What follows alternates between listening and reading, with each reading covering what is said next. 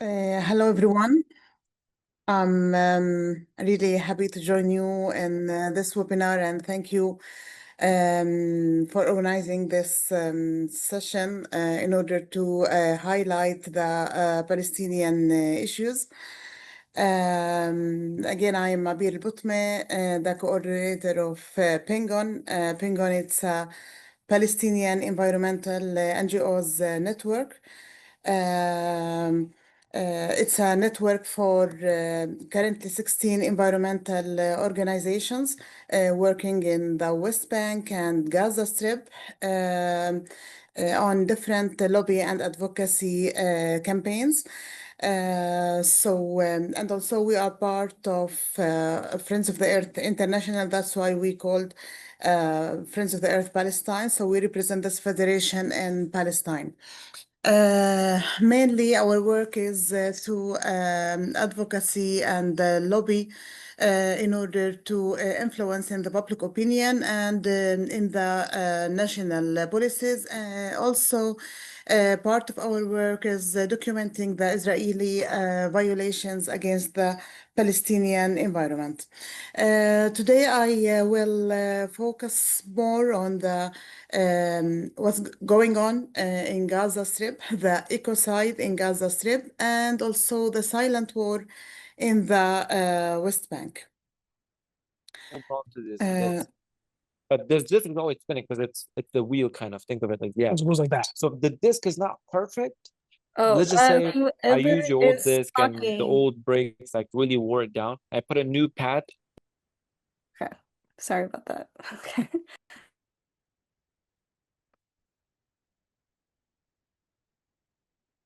yeah. I will start talking about the situation in the West Bank. If I want to take you to the daily news in Palestine, the first of thing, the restrictions on movements. Here in the West Bank, since 7th of October, the Israeli occupation installed more than 1,000 gate. You can see you can see here the metallic gate that separate each area to another. Since the 7th of October, they established more than 1,000 gate in order to separate the cities between and the city between the other cities, also the village from the city. So they installed these metallic gates in front of the entrances of each city and also for each village in order to separate the communities completely whenever they want. And you can see and you can imagine the traffic and the line every day. So I live in the northern part of the West Bank in Nablus city, and I work in Ramallah. So when I want to go to my office, I have to pass minimum 4 gates. Previously, I used to go to my office within 1 hour or less. Currently, the best, if I'm lucky, I arrive within 2 or 3 hours to go and 2 or 3 hours to come back. All these complications also restricted the environmental work, our work as environmental organizations. It restricts the following up of the environmental conditions in different communities. Also restrict the implementation of the development projects in different areas, mainly area C under Oslo classification. We have area A, B, C, and the area C, which is under the Israeli control, and it forms more than 64% of the whole area of the West Bank. But currently, the Israelis control more and more. There is no classification, let us say, on the ground. I put here an example. When I want to move from one location to another, there is a news about the conditions of the way.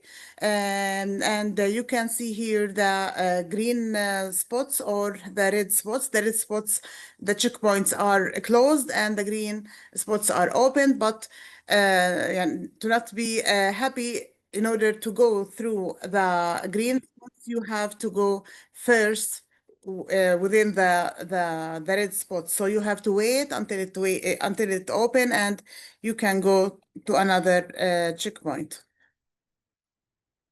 Mhm. As I mentioned, since 7th of October, the expansion of the Israeli settlements is accelerated, and the settlers' violence also is increased day by day. The controlling of more land, more resources like water springs in different areas, the Israeli settlers and the Israeli soldiers expand the Israeli control on the maximum amount of areas, in addition also to unify the most important natural resources. So since 7th of October, many critical orders, Israeli orders, were issued in order to control more land and to build more settlement, in addition to the increased violence for the settlers that threatened the Palestinian farmers to reach their land and to rehabilitate their land. The Israeli settlers cut millions of trees, burn also millions of trees since the beginning of the war. So in many agricultural areas, which is mainly are located in the area C, since the 7th of October, many farmers couldn't reach their agricultural area since 2 years. And next month we have olive harvesting season, and which is yeah, the most important season for Palestinians. But since 7th of October, many Palestinians couldn't reach to their agricultural areas in order to harvest the olive tree. Another issue, since 7th of October, the Israeli occupation, they took different orders, demolishing orders against the Palestinian houses and also against the environmental facilities, like any simple agricultural well or any small infrastructure for water, even a small plastic pipe that separate the community in order to it's a tool for forcing people to move from their communities, especially in the Jordan Valley. And since 7th of October also, the Israeli occupation targeted the Palestinian refugee camps, especially in the northern part of Gaza, of the West Bank, and how they work in order to forcibly moving the people from their houses, from their communities. They damaged all the main infrastructure, for example, the water networks, the electricity networks, targeting the schools also, so and medical centers. So without these important facilities, without water, how they can stay in their homes? So they depend on damaging the main infrastructure in order to force people to leave their homes. Especially this photo, you can see the photo above and below. You can see how they separate also, and they opened ways or streets between the houses. They damaged hundreds of houses. This is Nur Shams refugee camp in Tulkarem. So they damaged, and they changed all the situation in the refugee camps. And many of the Palestinians moved from this refugee camp to another communities as a result of this Israeli policies. Here, a photo that shows that how the wastewater flooding in the street in Jenin refugee camp while they are moving to another place. So they used the demolishing the infrastructure, mainly water and wastewater, as a tool for pushing people to leave their homes. This is another photo that shows also how people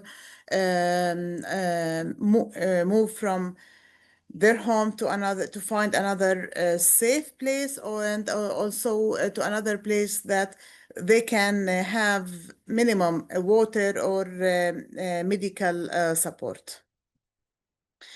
You can see the Israeli settlers' violence with the protection of the Israeli soldiers attacking the Palestinian farmers, and many Palestinian farmers, tens of Palestinian farmers were killed since 7th of October during their protection their land, trying to protect their land from the Israeli settlers. So the Israeli settlers, with the protection of the Israeli soldiers, put control on the Palestinian land.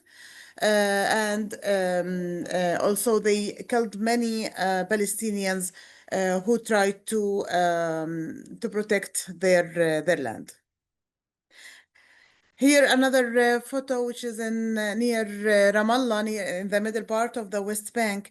In addition to installing the gates, also they installed the fences wall, in order to separate the village also from the agricultural area. This is Sinjal, one of the Palestinian villages that is famous with agricultural areas. You can see behind the fence many olive trees farms, and there are a lot of also vegetable agriculture. So they separate the village from the agricultural areas by putting this fence wall, and they completely can close the gate and prevent the people to go outside their village. About the darker situation, even the situation in Gaza, in the West Bank, is not bright, but the situation in Gaza Strip is a catastrophic situation. What is going on since 7th of October is killing all the elements of life inside Gaza. Targeting since the second day of the war, they cut off water, they cut off food, they cut off energy. That means killing all the population of Gaza Strip. So when we talk about cutting off water, since the second day of the war, and currently the people in Gaza Strip, if they are lucky, the water consumption per capita per day is between 1 liter to 3 liters per capita per day. That means nothing compared with the WHO standard, which is 150 liter per capita per day. Most of the people, they depend on the salty water. So the seawater is the destination for the majority of Gaza people in Gaza Strip. Not only the quantity of water, so the water situation also before the war, it was catastrophic situation, but currently the Israeli occupation targeted all the main important water wells. They damaged the water pumps by cutting off also the energy. Palestinians cannot operate the water pumps in order to pump water from the wells. There is a critical shortage of clean water, in addition to, as a result of the targeting the main environmental infrastructures like wastewater treatment plants. So the wastewater floods in the streets, in the agricultural areas without any treatments. And this amount of wastewater penetrate to the groundwater. And we found, as PENGON, we've tested water samples from different locations, especially in the areas that where people displaced in the middle. They moved from the northern part to the middle part. So they build tents in the in areas without any infrastructure. So the flood of wastewater also penetrate to the water reservoirs, and we've took different water samples, and we found that water reservoirs are contaminated by fecal coliform as a result of the penetration of wastewater, raw wastewater to the water resources. So people in Gaza suffer from, they have to choose between dirty water and also the thirsty. So there's no water to drink. And even if they found, also there's a high possibility to be polluted. Regarding the agricultural damage, in the beginning of the war, the Israeli occupation targeted mainly the northern part and the eastern part of Gaza Strip. So the northern part and eastern part of Gaza Strip in the beginning of the war. And also they tried to push people to move from the north to the middle and from the east to the west. They targeted the main agricultural areas. Currently, the problem is not only targeting and damaging the agricultural areas, but the majority, more than 70% of the agricultural areas in Gaza Strip are access restricted areas. So they prevented people to reach these agricultural areas, even if it is damaged. Since the beginning of the war, the Israeli occupation damaged the main agricultural areas, converting the agricultural areas to dry areas. We cannot compare the current war with the previous repeated attacks against Gaza, but in 2015, we've studied the impact of the war on agricultural areas, and we found that by using the chemical weapons and prohibited weapons, we found that huge areas of agricultural areas became unfertile as a result of the Israeli attack, and even the Palestinian farmers tried to replace amount of soil to a certain depth, but they couldn't rehabilitate their agricultural areas. And as I mentioned, we cannot compare the previous attacks with the current war.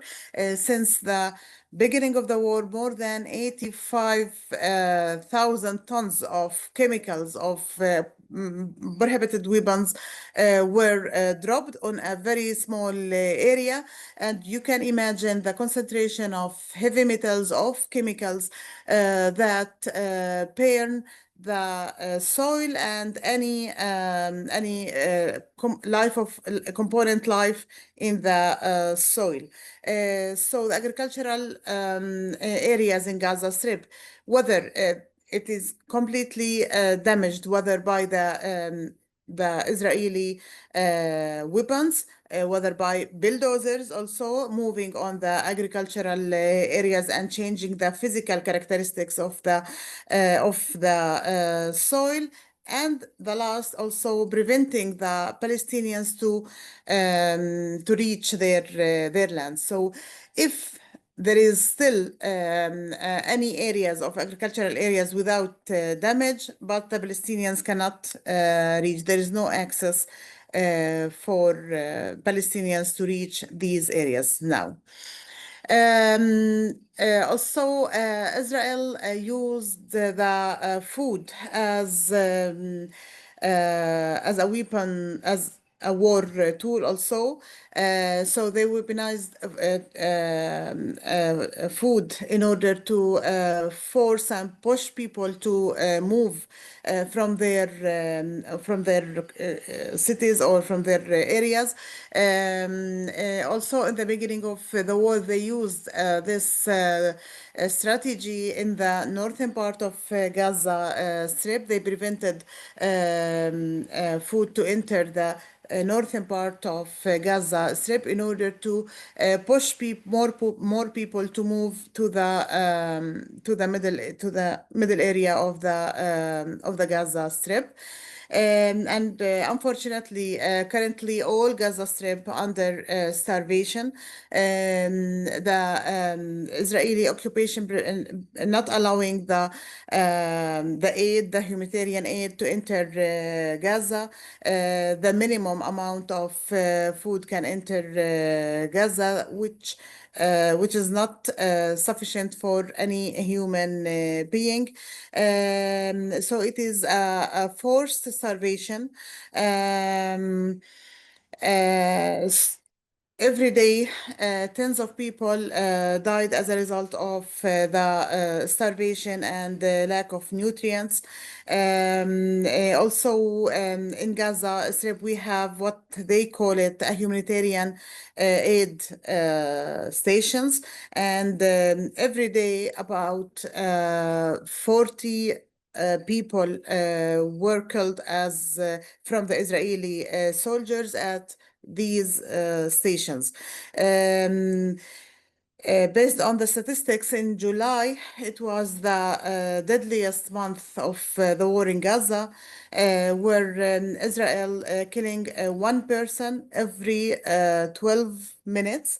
And the UN says more than 1,000 Palestinians were died trying to get food, mostly when they are trying to go to these stations. So the Palestinians in Gaza Strip are killed as a result of the forced starvation, as a result of also cut off water. So there are different environmental tools in order to kill more people as much as they can, and to also ethnic cleansing, and to push people to leave their land. So this is why we call it ecocide. Ecocide, using all the environmental components, and killing also all the environmental elements in Gaza Strip. So, food and water are human rights, but in Gaza, Palestinians are being starved of both. As I mentioned, since the beginning of the war, they cut off water to all the communities in Gaza Strip. They cut off food in Gaza Strip, and that means killing all the Palestinians in Gaza Strip. Another issue, environmental issue in Gaza Strip, which is the huge amounts of rubble. As you may know that 90% of the Palestinian buildings were damaged since the beginning of the war. And this huge amount, more than 55 million tons of rubble are accumulated in different areas. And also the main concern, which that these buildings were damaged by using chemical weapons, and there is a possibility for contamination with radiation and heavy metals. So to get rid of this huge amount of rubble, we need also the first thing a place to get rid of and move all these huge amount of rubble, and there is no place in Gaza Strip. If there is a possibility to move it to the sea and push it to the sea, so there is a possibility or there is environmental concern of the pollution of the marine life and the negative impact on the marine life, which is fishing sector is the main income sector for the Palestinians. This is the first. And the second thing, since the and before 7th of October, Gaza lived under the longest siege on Gaza. So they tried, and there is also water problem before the war, before 7th of October. So they tried to depend on desalination water plants in order to find a water source. And these desalination plants cannot treat the seawater that is contaminated with the heavy metals. So the heavy metals will also penetrate and reach to our bodies. To get rid and to solve the problem of the huge amount of rubble, it is also a big concern, not only the damaging the most of the building areas, 90% and even more were damaged as a result of the Israeli war against Gaza, and currently they are they started to erase the whole communities. They started from the northern part. Currently, they are damaging all the big buildings in Gaza Strip in order to erase all the Palestinian existence in Gaza Strip. They day by day they push people to go. I don't know where to go, to the hell. Another silent threat, which is the accumulation of solid waste. Also, as I mentioned in the beginning of the war, the beginning of the war, they controlled and they evacuated people from the northern part and eastern part. So the eastern part of Gaza Strip, there are three main legal solid waste dumping sites. And by preventing the Palestinians to go to these legal dumping sites, and as a result of also of the continuous dropping the weapons and killing also all the and damaging all the main infrastructure, cutting off fuel that also the cars and the machines can work. So all of these resulted a accumulation of a huge amount of solid waste without separation of solid waste. What I mean of separation of solid waste, also the medical waste is mixed with the normal and domestic waste. So you can see the huge amount of solid waste beside the displaced shelters, beside the Palestinian tents. You can imagine the hygiene situation while living beside this huge amount of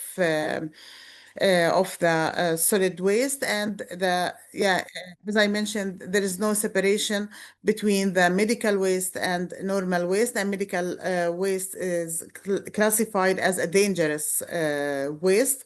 And also the penetration of leachate from this solid waste, also with the medical waste, to the soil and also to the water reservoirs. So you can imagine the also another source of pollution for agricultural areas, not only from the Israeli weapons, but also this is indirect source of pollution, which is also medical waste and different waste. The leachate of this waste can penetrate to the agricultural areas, raising the salinity, changing also the physical characteristics of the soil, converting the soil to unfertile soil. So all of these also indirect impact of the war. So the agricultural areas, the environment in Gaza Strip are killed, whether by the Israeli weapons, dropping tons of weapons, or also by other consequences like the accumulation of solid waste. And the solid waste also you can for myself, I can't imagine to live in a tent beside this amount of solid waste, whereas the insects, also different skin diseases appeared among the Palestinians as a result of unlivable situation. Here also you can see the huge amount of raw wastewater, a flood in the streets. So as a result of targeting the main wastewater treatment plants and also the wastewater networks in different communities, the the raw wastewater is flooding in the streets beside the displaced areas, beside the people. So you can imagine the impact on health, and also while flooding for this huge amount of wastewater also to the agricultural areas, raising the salinity of the soil, causing a contamination of the soil, and reaching also to the sea, and also affecting the marine life in Gaza Strip. Another issue, which is the air pollution and the emissions that were produced as a result of this continuous attack against Gaza. So in Gaza, based on the statistics, Israel has dropped more than 85,000 tons of chemical weapons and prohibited weapons. And you can imagine the amount of emissions that were produced as a result of these chemical weapons. Based on the statistics, the emissions that were produced since the beginning of the war until 15 months is equal to the emissions of 100 individual countries that produce the highest amount of emissions in the world. So the chemical emissions and the carbon footprint of the 15 months of the Israelis' war in Gaza greater than the annual planet warming emissions of 100 individual countries. So you can imagine not only the short-term impact of the war on the environment, but also the long-term impact of the war on the environment. And if there is reversible and reversible solutions. So part of these environmental impacts of the war and the environmental damage as a result of the war is irreversible, and it will last many years in order to recover, if it could be recovered also.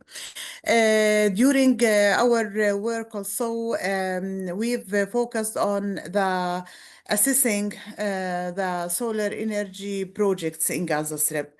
As I mentioned, before 7th of October, the environmental situation was catastrophic situation as a result of the longest illegal siege on Gaza.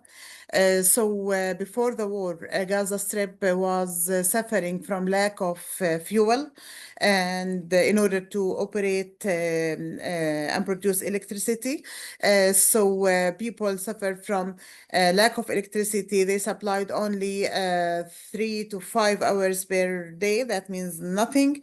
That's why all the Palestinians in Gaza, as individuals and organizations, they depended on the solar energy projects in order to find a clean energy source and independent energy source from the Israelis.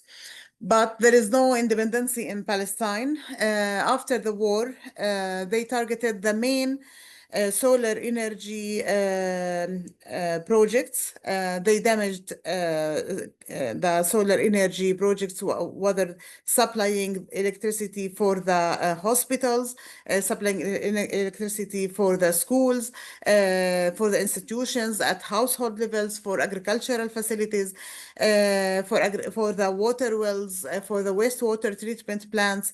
So they damaged the main vital energy projects in different locations in Gaza Strip. So by targeting the solar unit for the water well, for example, in Rafah, which was the main water well in Rafah, so by targeting the solar energy, so stopping the operation of the water pumps. So causing also thirsty for a thirst for all the community in Rafah, for example.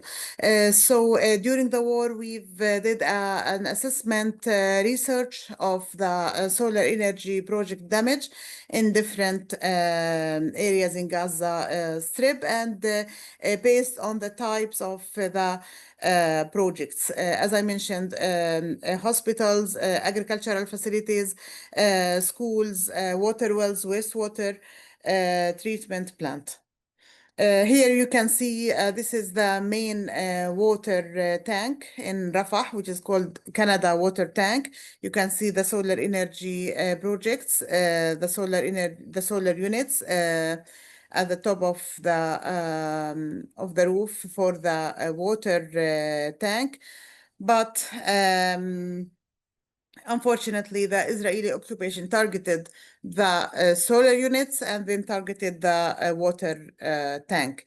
That's why currently, even if we return back to the areas in Gaza Strip, even if the Israelis allowed us to return to Rafah, for example, there is no element of life. There is no water in order to stay there, and this is also a tool for ethnic cleansing and also pushing people to leave their land.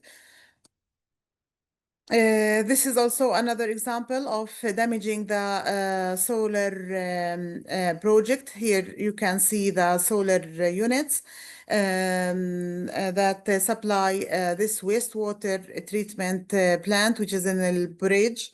Central wastewater treatment plant. You can see here the the satellite image, how they damaged the solar units and then stop working for the wastewater treatment plants. So the whole amount of the wastewater, raw wastewater, is flooding to the agricultural areas. As also part of our work, this is also in the first 6 months of the war. We've did an emergency plan in order to reconstruct the main important and the priorities for the solar energy projects, and we've assumed that we need 30.4 million US in order to reconstruct the main priorities in solar energy projects. But unfortunately, the situation is changing day by day. The situation before month is not like today. Before 1 month, we were talking about Gaza Strip development of environmental facilities in Gaza Strip, in Gaza City. Sorry, currently Gaza City is erased day by day. They targeted all the buildings, all the civilian areas in Gaza Strip, and they pushing people to move from Gaza City to the middle area of Gaza Strip, where there is no place to stand in the middle area, which is Deir al-Balah. Let me talk about a little about who benefits from this genocide. There is TNC, which is Transboundary Corporations, who are benefiting from the fueling and sustaining the genocide in Palestine.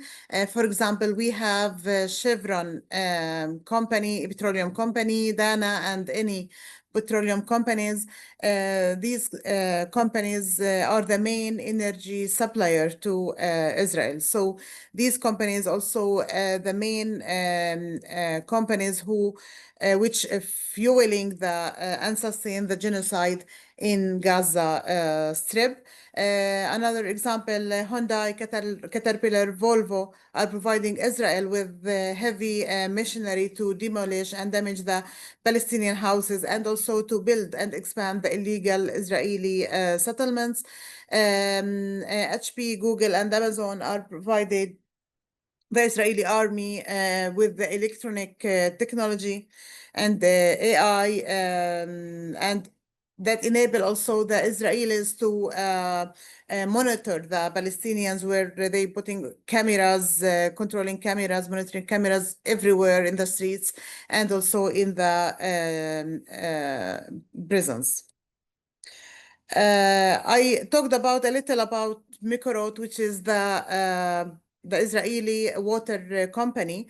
The Israeli water company Mikorot use water as a weapon tool.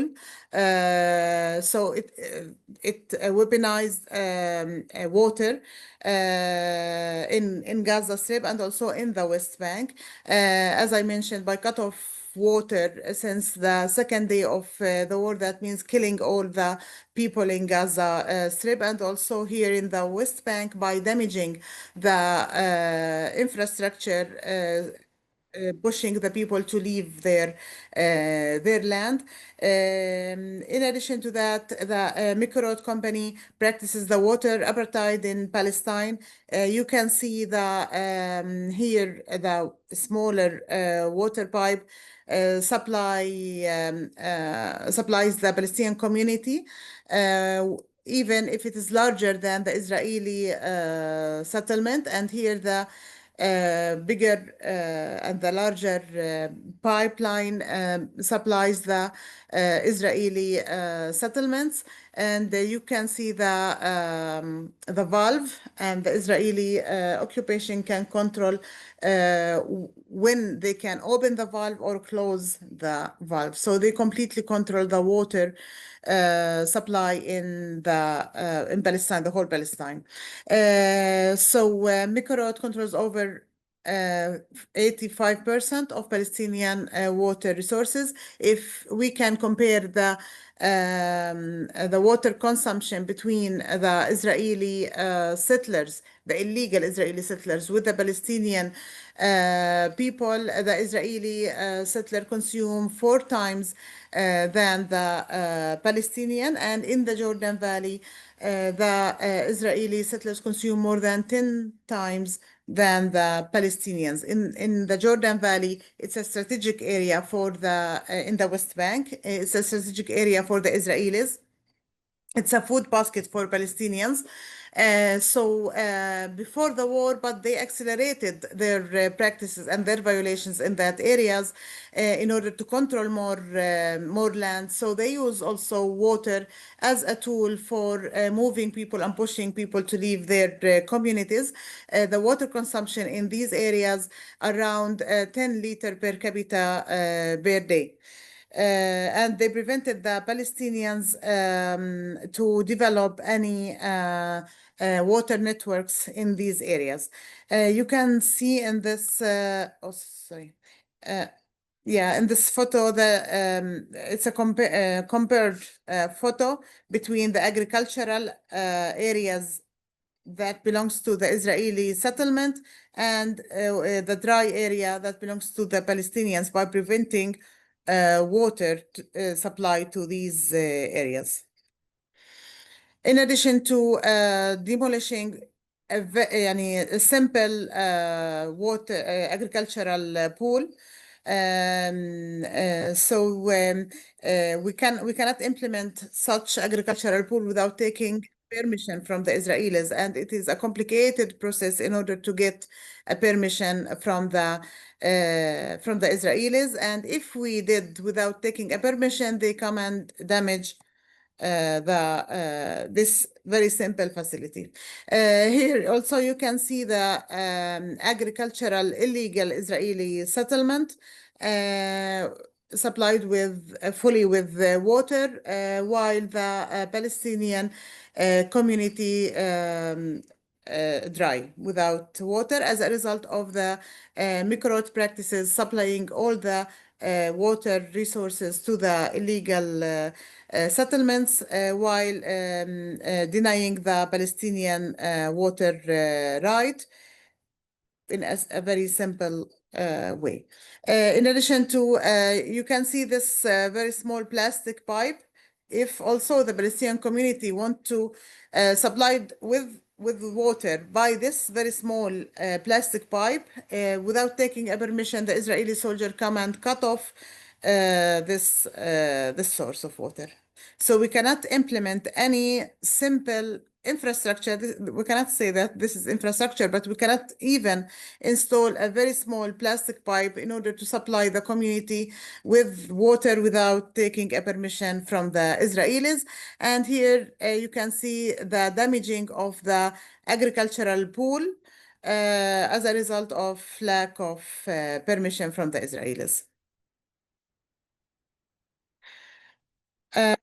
So these are different examples of how the Israeli occupation used water as a weapon against Gaza and also against the Palestinians in different locations in the West Bank. So I gave you if I want to talk more, we will not. It will not finish about the daily suffer for people in Gaza Strip with the lack of hygiene conditions.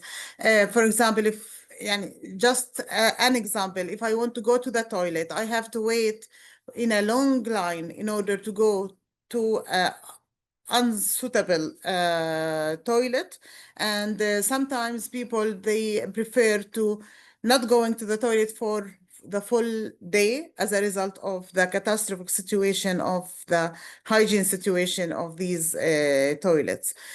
So this is one example of lack of humanitarian conditions for the people in Gaza. And this is the situation in Gaza. All the people in Gaza, they are targeted whether by the weapons, whether by targeting the hospitals, whether by forced starvation, also cut off water, also by targeting directly from the Israeli soldiers. So the death everywhere in Gaza Strip as a result, not only by weapons directly, but also as a consequences of the environmental situation in Gaza Strip, as I mentioned. So for any human being, speak out for humanity, for justice, and call your governments in order and put a pressure on your governments in order to stop fueling this genocide and end this genocide and ecocide in Gaza Strip. Thank you so much. I'm happy to hear any question. Thank you so much, Abeer, for your presentation.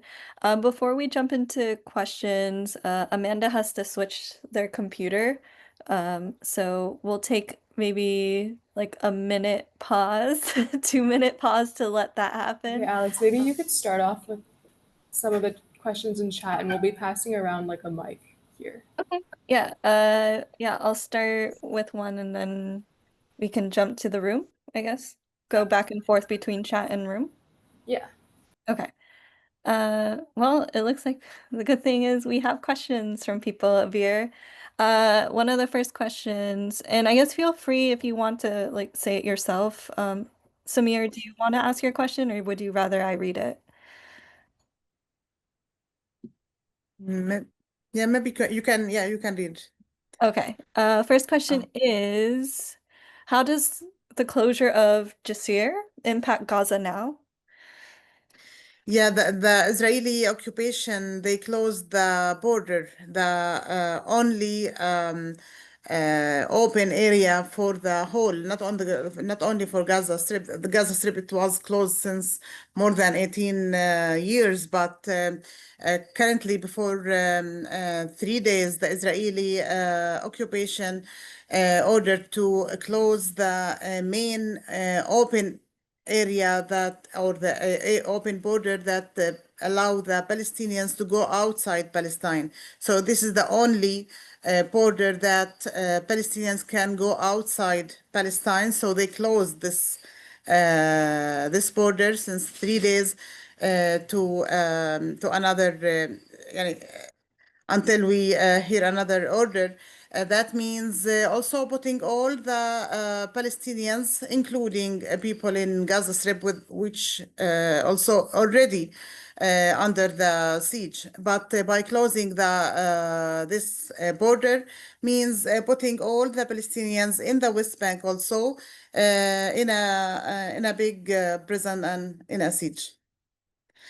And many consequences depend on this order. So closing the border means also lack of medical support for many Palestinians, effects on the economical and trade situation, effects on also on the educational activities for the people. Many consequences affects can is a result for closing the border, and that means putting all the Palestinian people in a big prison, preventing Palestinians to go anywhere outside Palestine. Thank you for your response, Abeer. And that sounds like it's just a very difficult and like situation to be in, and it just seems to be getting worse, honestly. But really appreciate like your response to that question. I guess Amanda, do you want to switch to a question in the room?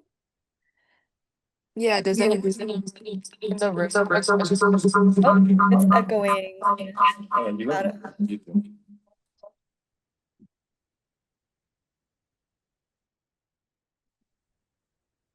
We didn't hear that because it started echoing really badly. Okay, we're gonna ask. Why don't you ask yours? Maybe Abeer, try muting yourself. I don't know if it's coming through Yeah. me or Through here? Yeah. oh. Is there no video? Oh, thank you so much, Abeer, for your presentation. I just wanted, so I have been feeling very depressed and hopeless about the situation in Gaza, and I was wondering what practical steps, we can take here in the United States.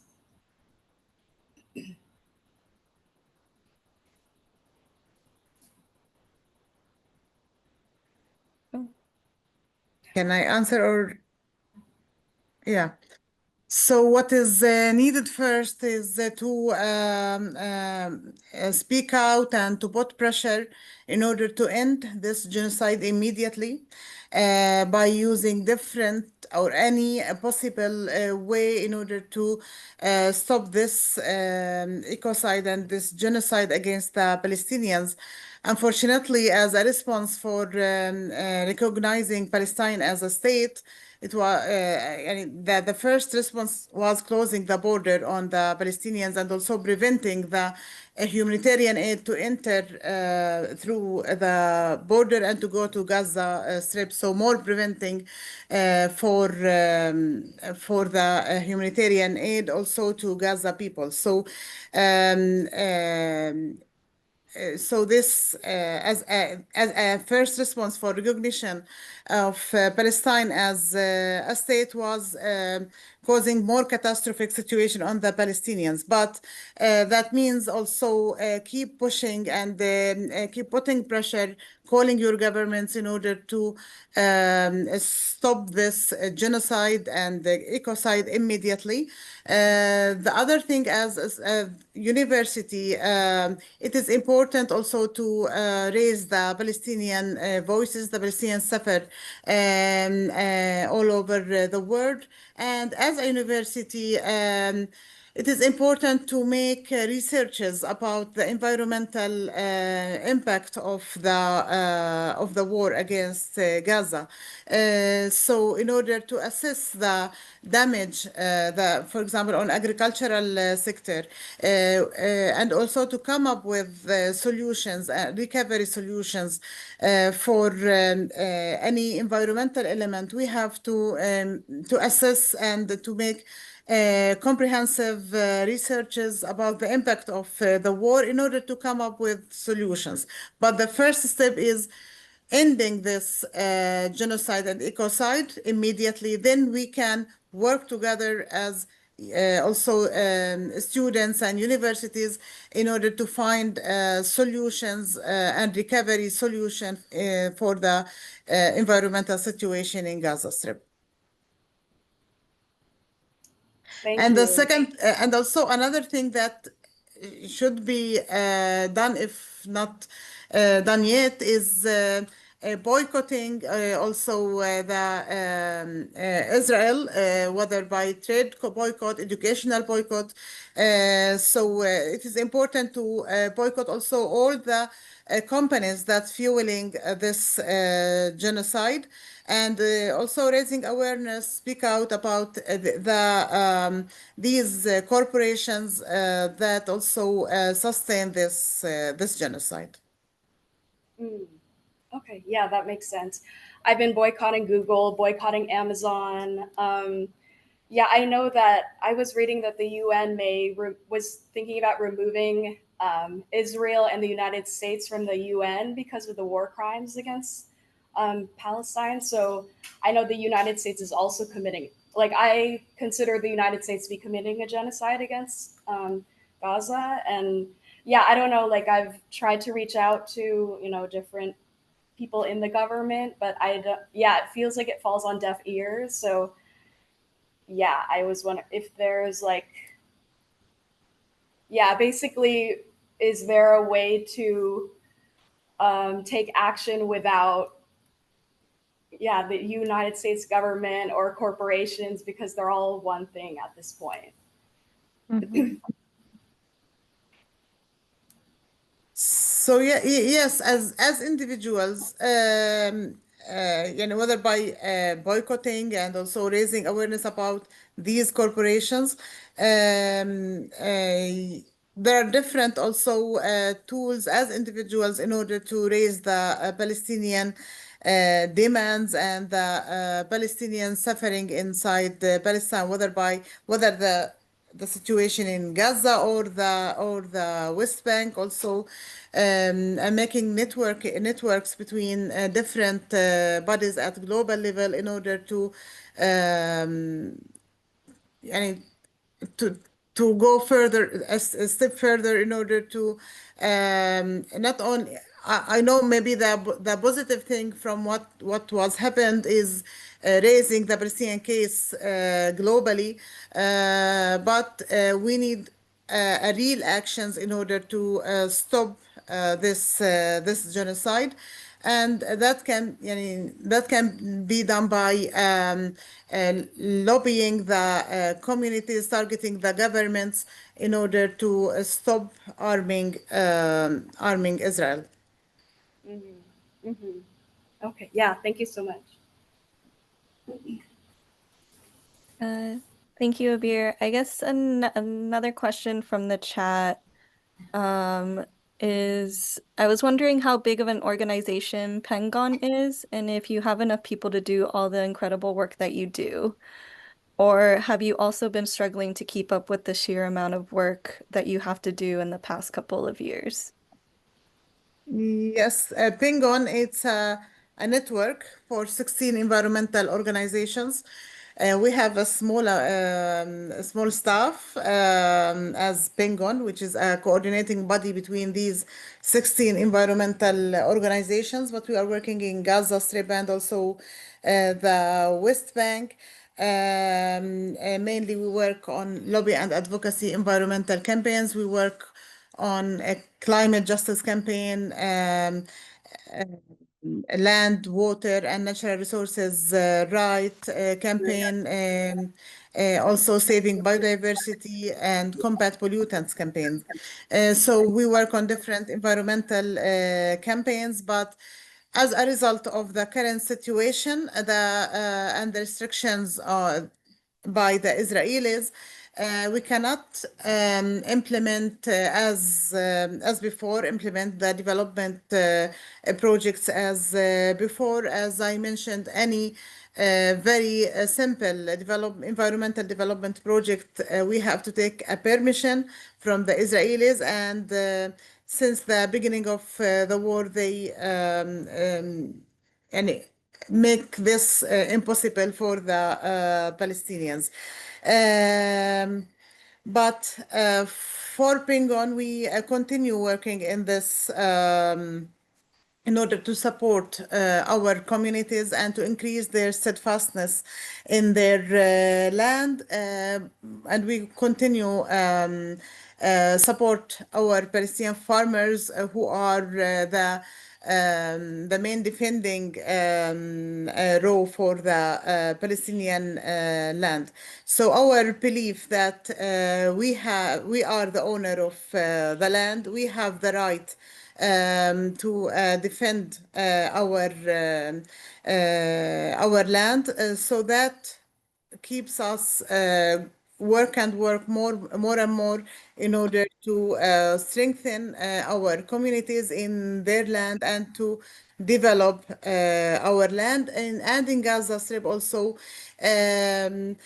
It is our responsibility to support our people in Gaza Strip and to give them a hope, even the situation is too dark in Gaza Strip, but we continue support them in order to, as much as they can, stay in their land. Thank you. I guess moving on to Amanda, like any questions on your side?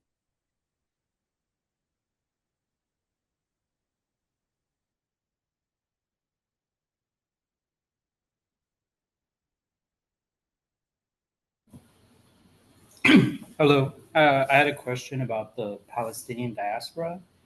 I guess I was wondering, obviously, the Zionists would want Palestinians to leave the land, but I'm wondering if the universities, like here in the United States, are kind of participating in the Zionist genocidal logic by kind of trying to use student visas and protesting against students to kind of strip them of educational opportunities and strip them of getting the knowledge they need to assist in the rebuilding of Palestine if they do return, kind of the same logic that the Zionists are using in closing the borders and trying to kill the next generation of Palestinians and keeping them oppressed in the 1948 land. You. I guess for myself, could whoever just spoke, can you actually repeat your question? I guess Sorry my about question that. is that the United States and the universities are kind of participating in taking opportunities away from Palestinians, so to kind of appeal to the Israeli desire to keep Palestinians out of higher education. Did you hear me? Yes. So I guess like is your question like how is the United States like using visas to keep Palestinians out of higher education? Yeah. Okay.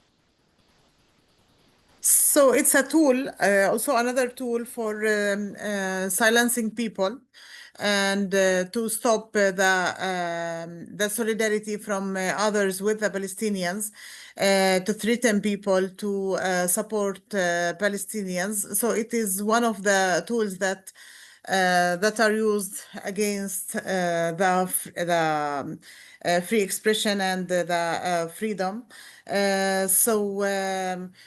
But we shouldn't stop. If and when we see these restrictions, we have to continue work more in order. They cannot stop all the when they see that a huge amount of people continue speak out about Palestine and organizing solidarity actions, calling the governments in order to stop the current genocide. So when the governments see that the communities continue and with a stronger way, they cannot stop all the people.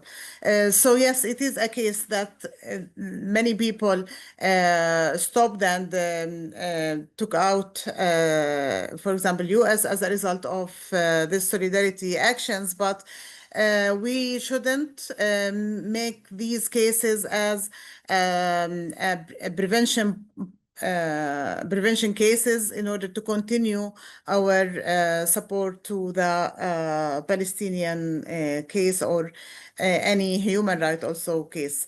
So we should keep fighting and we should keep speak more and with a stronger way. You and oh, yeah, go ahead. Is there another part? No, I'm just gonna say thank you for answering the question and thank you for all the work you do. And Thank you. next question in the chat is Abeer, thank you for this presentation. I was wondering if you could speak more about your background growing up in the West Bank and what led you to want to work for PENGON. Yeah, thank you, Amanda, for this question. Basically, I born in an agricultural village in the West Bank, in the southern part of West Bank, and that make the relationship between me and the environment and the land much stronger. All my memories with the land, with the farms, and I have a great memories spending a lot of funny time in agricultural land in around the water springs. So I have a lot of amazing memories when my childhood was rich with a lot of memories regarding the land, agriculture, and the water. And then when I grow up, I felt that I am I'm very connected with this land. That my favorite thing is to plant a tree anywhere and to protect some very small animals. When I grow up in the school, I was a part in the environmental clubs in the schools, and then in the university, I studied environmental engineering, water and environmental engineering. And when I graduated and started working, I started working as a technician in technical environmental engineering. Then I found myself know that I prefer to work with the communities more in order to support the communities from environmental aspects. That's why I joined also PENGON, which is, I feel that I'm lucky that I'm part of PENGON. I work in PENGON more since 2008. This is the 18th years for me in PENGON, and really I'm lucky with the diversity of work. So I can work with many environmental sectors that I love to work. I work in water, agriculture, biodiversity, forests, also land management, solar energy. So this fruitful sectors, I feel that I'm lucky that I work in all these sectors. In addition to, I'm proud to be part of PENGON, which is a network that support all the Palestinians, whether in Gaza Strip and also in Gaza Strip, in order to increase their steadfastness in the land, develop the agricultural areas, supporting them with water facilities, with solar energy units, for example. So when I go back to the implementations and to the successes that I passed through PENGON, I feel that really I participate in increasing the hope for and putting a light in the dark within the Palestinian context.